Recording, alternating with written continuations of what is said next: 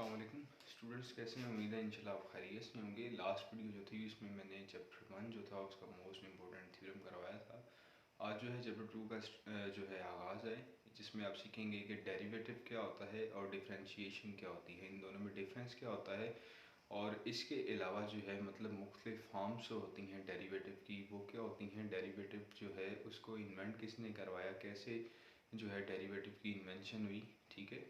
इसके अलावा जो बेसिक कॉन्सेप्ट्स हैं मतलब एवरेज रेट ऑफ चेंज जो है वो सीखेंगे आप इस वीडियो में। क्या होता है, अगर आप वीडियो लास्ट तक देखते हैं तो इंशाल्लाह मुझे उम्मीद है कि आपको कभी डेरिवेटिव के जो प्रॉब्लम्स हैं और डेरिवेटिव समझने में कभी परेशानी दोबारा इंशाल्लाह नहीं होगी। चलिए स्टार्ट करते हैं। फर्स्ट ऑफ ऑल जो है डेरिवेटिव और डिफरेंशिएशन, इसका कॉन्सेप्ट मैं अभी आपको बाद में बताऊंगा, लेकिन उससे पहले आपको ये चीज़ें जो मैंने लिखी हुई हैं ये जानना ज़रूरी है। अब देखिए, इसमें ये जो डेरिवेटिव जो थी, जो बेसिकली डिफरेंशिएशन का आगाज़ था, वो 3 मैथमेटिशियन थे, जिनमें एक न्यूटन और एक इंग्लिश मैथमेटिशियन था और एक गॉडफ्राइड विलियम लेबनिज़। ये 3 मैथमेटिशियन थे, ठीक है। और इन्होंने इंस्टेंटेनियस प्रॉब्लम्स जो हैं वो इंट्रोड्यूस करवाई 17वीं सेंचुरी में, ठीक है। तो ना चाहते हुए, मतलब उन्हें आइडिया ही नहीं था कि मतलब इस तरह से पॉसिबल है, उनके ना चाहते हुए एक जो है खुद से मैथमेटिक्स की एक ब्रांच जो है वो वजूद में आ गई, जिसे डिफरेंशियल कैलकुलस का नाम दिया गया।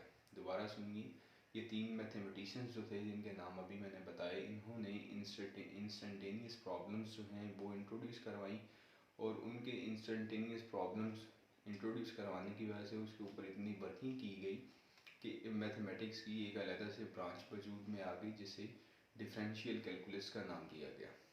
और ये जो इन्वेंशन थी डेरिवेटिव की, उसका बेसिक जो है वो जो है इंस्टेंटेनियस प्रॉब्लम्स हैं। मतलब जहाँ पे भी आपको इंस्टेंटेनियस प्रॉब्लम्स जो हैं आएंगी, आप डेरिवेटिव का यूज़ करेंगे। अब इंस्टेंटेनियस प्रॉब्लम्स क्या होती हैं, मतलब ऐसी प्रॉब्लम्स जिनमें सडन चेंज आ जाए।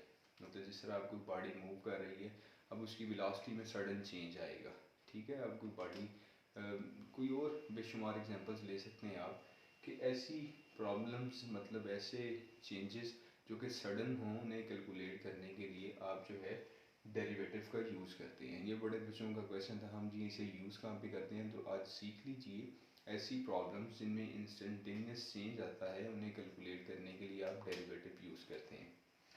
अब जो न्यूटन मैथमेटिशियन जो था, उसके मुताबिक जो है डेरिवेटिव जो है उसे एफ उसके ऊपर डॉट लगा के इस तरह शो किया जाता था, और लेबनिज़ जो है इसे उसके मुताबिक जो है डी वाई और डी एक्स की फॉर्म में से शो करते हैं, और जो कॉशी मैथमेटिशियन था उसके मुताबिक इसे कैपिटल डी डाल के साथ में एफ ऑफ एक्स जो है उससे रिप्रेजेंट करते हैं, और लैग्रेंज जो था मैथमेटिशियन, वो उसके मुताबिक आप इसे एफ डैश ऑफ एक्स से यूज़ करते हैं। लेकिन जो नॉर्मल फॉर्म है जो हम यूज़ करते हैं डेरिवेटिव की, वो ये वाली होती है।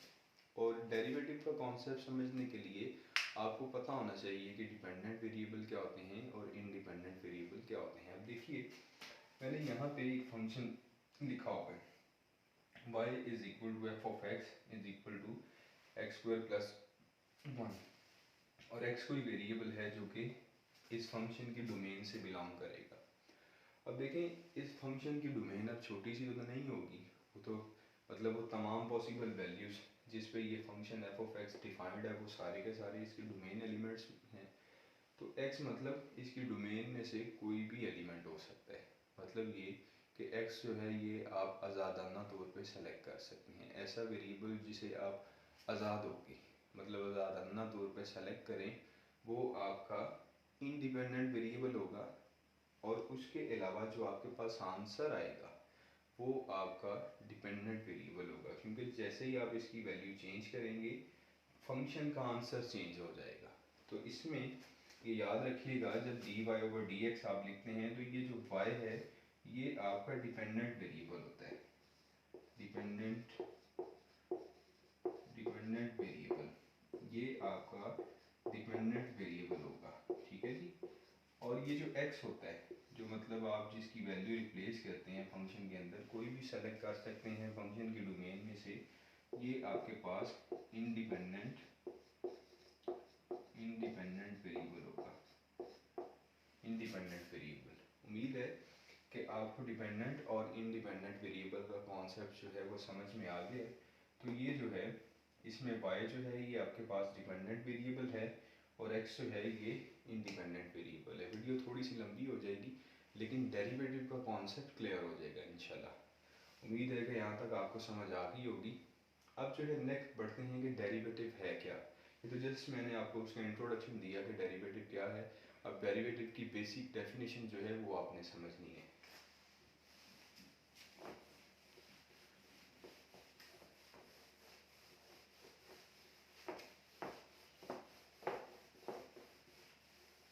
अब डेरिवेटिव जो है उसकी बेसिक एग्जांपल समझाने के लिए ले लो, मैंने सपोज किया कि मेरे पास s जो है s ऑफ t, s कोई डिस्टेंस फंक्शन है जो कि इक्वल है t स्क्वायर प्लस t पे। ये मेरे पास कोई एक फंक्शन है, s एक डिस्टेंस फंक्शन है जिसकी वैल्यू टाइम t पे डिपेंड करेगी। अब जो है इसकी मदद से आप सारा डेरिवेटिव का कॉन्सेप्ट समझेंगे। अब देखिए ये मैंने सपोज किया कि ये एक स्ट्रेट पाथ है, ठीक है, और ये इस स्ट्रेट पाथ का फिक्स पॉइंट है।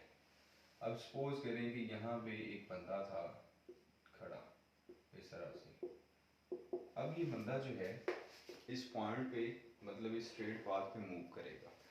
सपोज किया कि ये बंदा जो है यहाँ तक मूव किया इसने, मतलब ये पॉइंट जो है यहाँ तक इस बंदे ने मूव किया और यहाँ पे टाइम t था जब इसने मूव किया, ठीक है।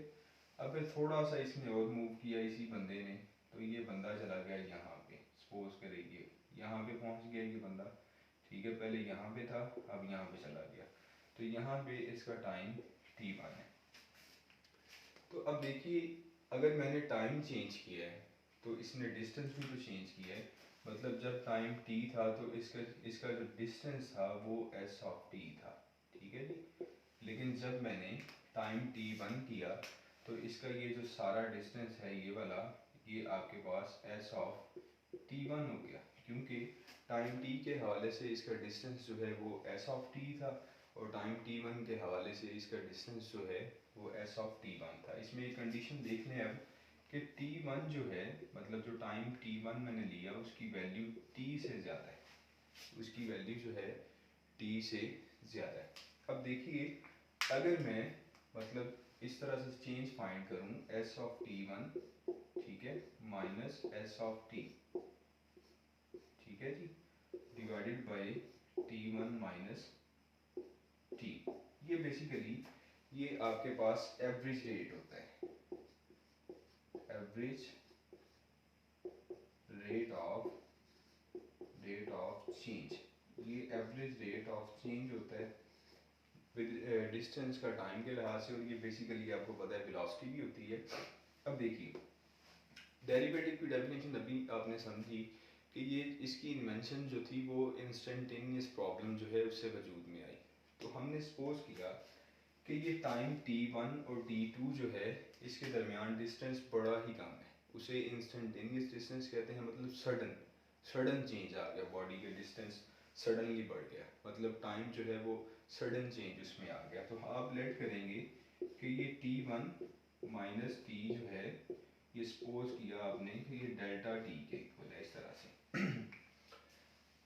और ये कंडीशन जो मैंने अप्लाई की, मतलब डेल्टा लगाने का मतलब ये कि t1 और t के दरमियान जो डिफरेंस है वो इंतहाई कम है, ना होने के बराबर है।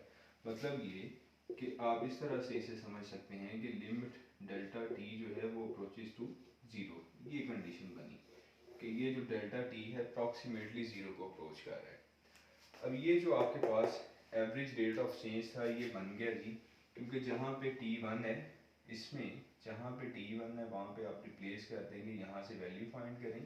t1 की वैल्यू जो है आपके पास यहाँ से निकलेगी, t1 इक्वल आ जाएगा t प्लस डेल्टा t जी। अब ये जो वैल्यू आपके पास आई है ये इधर t1 में रिप्लेस कर दें और यही वैल्यू जो है इधर t1 में रिप्लेस करें, तो आपके पास ऊपर आ जाएगा, समझिए ज़रा जी, s of t plus delta t, ठीक है जी, दरम्यान में माइनस इसी तरह से आ जाएगा और ये s ऑफ t, ठीक है, और साथ में T1 जो है उसकी जगह इसे आपने T1 माइनस T2 जो है आपने बेसिकली डेल्टा टी जो है उसके इक्वल सपोज किया है, या तो ये वैल्यू यहाँ पर रिप्लेस कर दें या डायरेक्ट इसकी जगह पे आप डेल्टा टी लिख देंगे, ये डेल्टा टी आ गया। और अभी एक कंडीशन यहाँ पे बनी कि लिमिट डेल्टा टी जो है वो ज़ीरो को अप्रोच करेगी। उसकी रीज़न ये थी कि टाइम बड़ा ही कम था जो चेंज आया, चेंज जो था वो बड़ा ही छोटा चेंज है, इंस्टेंटेनियस चेंज था, इस वजह से लिमिट डेल्टा टी जो है वो अप्रॉक्सीमेटली ज़ीरो को अप्रोच करेगी। अब ये जो सारी चीज़ आपके पास बनी है यहाँ पे इंस्टेंटेनियस चेंज के हवाले से एवरेज रेट ऑफ चेंज से शुरू किया, और ये जो सारी चीज़ है आपके पास ये डेरिवेटिव के इक्वल होती है।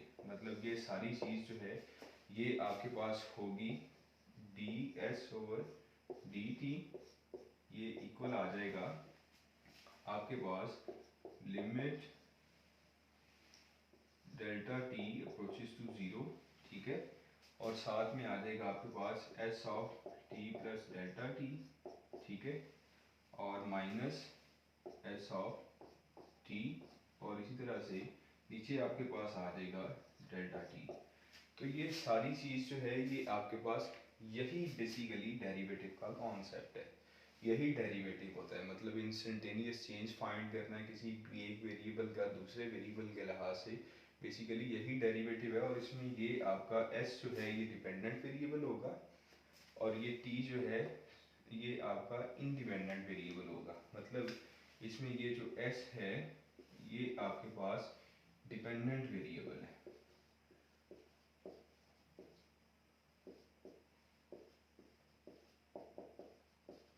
और t जो है ये t जो है आपके पास ये आपके पास इंडिपेंडेंट वेरिएबल है, क्योंकि इसकी वैल्यू आप कम और ज़्यादा कर सकते हैं, लेकिन जब इसकी वैल्यू कम और ज़्यादा करेंगे तो इसकी वैल्यू में चेंज आएगा। तो ये इंडिपेंडेंट वेरिएबल है और ये आपका डिपेंडेंट वेरिएबल है। अब ये सारा था डेरिवेटिव, मतलब ये जो सारा कॉन्सेप्ट आपने किया अभी ये डेरिवेटिव था, ये डेरिवेटिव था। अब डेरिवेटिव हो गया, आपको पूछना ये चाहिए कि डिफरेंशिएशन फिर क्या होगा। The process of finding the derivative is called the differentiation. मतलब ऐसा प्रोसेस, जिस तरह की ये सारा एक प्रोसेस लिखा हुआ है, इस सारे प्रोसेस को डिफरेंशिएशन कहते हैं। डेरिवेटिव जो है बेसिकली डेरिवेटिव एक ऑपरेटर है, और डिफरेंशिएशन जो है ये बेसिकली एक प्रोसेस होता है। तो डेरिवेटिव आपने अप्लाई किया, और इस पूरे प्रोसेस में जो आपने काम किए सारे के सारे वो आपका डिफरेंशिएशन था, और जो ऑपरेट आपने किया वो आपका डेरिवेटिव था। उम्मीद है कि आपको ये वीडियो अच्छी लगेगी। इंशाल्लाह आपको डेरिवेटिव का जो प्रॉब्लम था वो भी क्लियर हो जाएगा, और इंशाल्लाह नेक्स्ट वीडियो में मिलते हैं एक्सरसाइज के क्वेश्चंस के साथ, और दुआओं में याद रखिएगा।